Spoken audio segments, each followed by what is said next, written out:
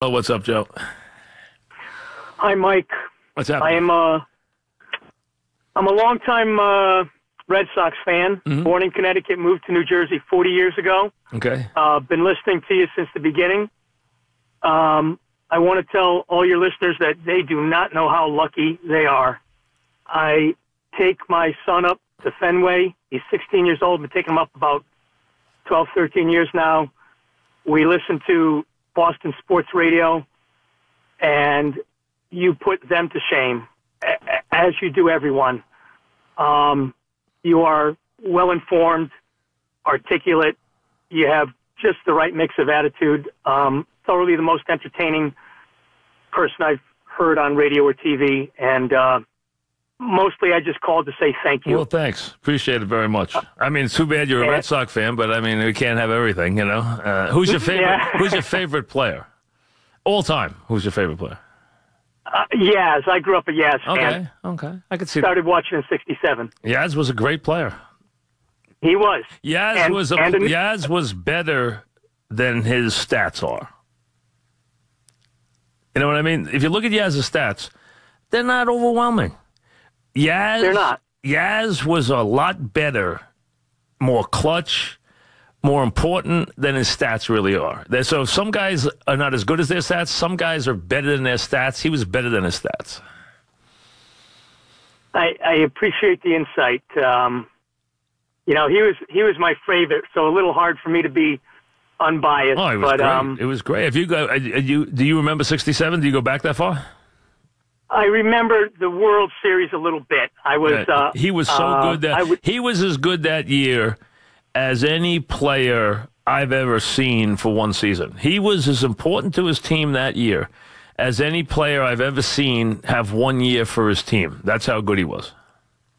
Yeah, and his impact that 1 year had reverberations for many. Oh, no question. Yeah, and just their run that year, you know, to come out of nowhere, and they were awful, and come out of nowhere, go from 9th place to 1st place, come within a game of winning the World Series. I mean, that was a great run for the Red Sox with Yaz and Lonborg, and you know, just a really wonderful team. I remember that series very, very well. As a matter of fact, Jason in Brooklyn, what's up, Jason? Hi, Mike. I just wanted to make a point before my Cowboys point. I just wanted to ask you: have you ever thought about maybe continuing at WFAN just from home as a home studio? No. I have not considered that. I mean, they had offered that as a possibility, but I wasn't interested. No, I don't think that's fair anyway.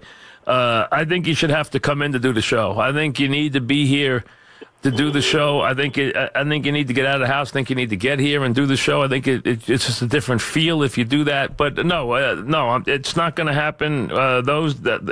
Anything with the future in FAN is over. That's, you know, we're done. We have a couple days left, and then it belongs to somebody else.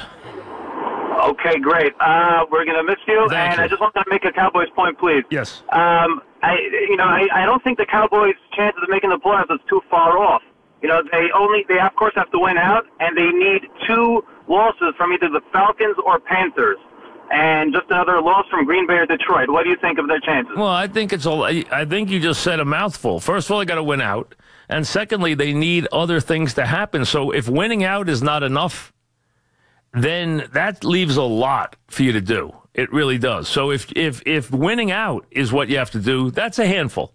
But if you have to win out and have other things happen, then you're really asking a lot to make the playoffs. And that's where the Cowboys are right now, because they don't have, you know, they don't have timebreakers, and their game is behind people. So from that standpoint, like Atlanta knows that if they win out, they win the division.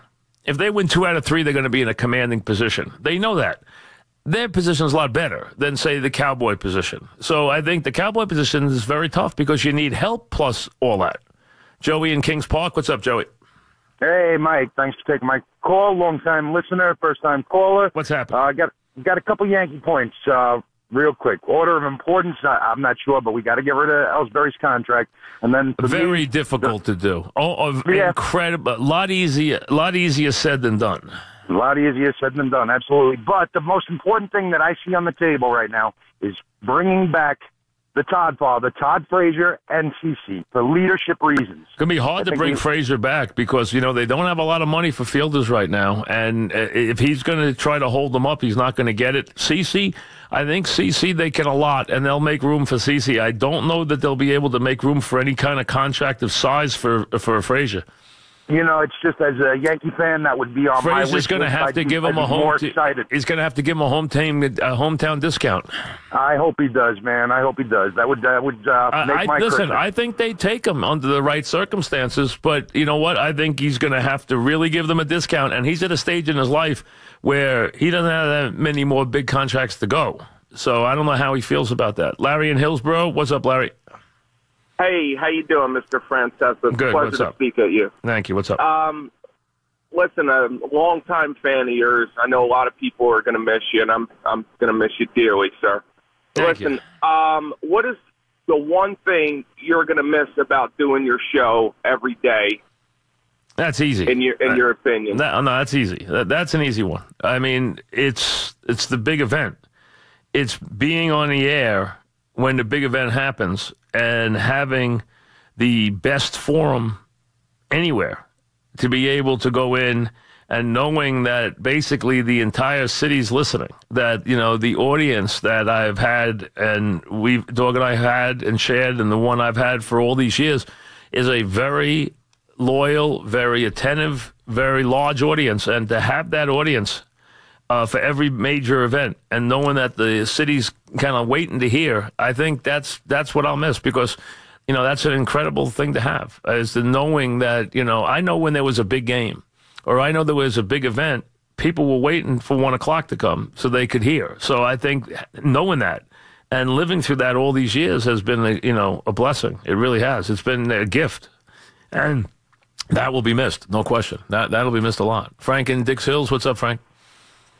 Hey, Mike, how you doing? Good, I just want to say thank you for everything you've done. I'm just a 19-year-old kid who listens every day, going from work to school, seeing things during the winter, the snowstorms. I listen to you all the time, so I just want to say thank you for all you've done. I know you're a big icon in New York.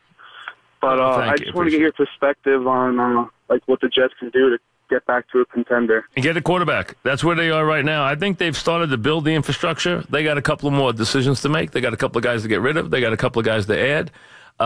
They need a big player on offense, but they need a quarterback. I mean, they have to find the right quarterback. And that's not that's much easier said than done. But they have to find the big quarterback.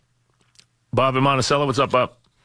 Hey, Mike. Thanks for taking the call. Yeah, what's up? Wanted to ask back about Sam Darnold, but quickly, I just wanted to say I always grew up kind of jealous of my dad, saw Mantle and saw Mays, and I genuinely feel fortunate that I got to experience the Francesa era. Well, thank you. Appreciate it. And the one thing I want to say is, just for your fans and for me, if you were like, hey, I do a Mike Francesa show Sundays at 1, once a week, we can still get that buzz. I'm just saying, you're not retiring. I'm saying out loud for me, as much that can still be created.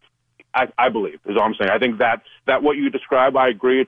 I listen to you every day, but the big moments are so big. Whatever you do next, you can still wherever you are is going to be special. We'll be there. So I still think that will be there for the fans. Well, listen, anyway. I am not privy to talk about the future, but I think I can tell you that I'll be around. Might not be the next day, but I'll be around. Cool. No, that's just it's I mean, that's all I can say. I got to run 2 o'clock. Here's the Mink Man. That ball is high.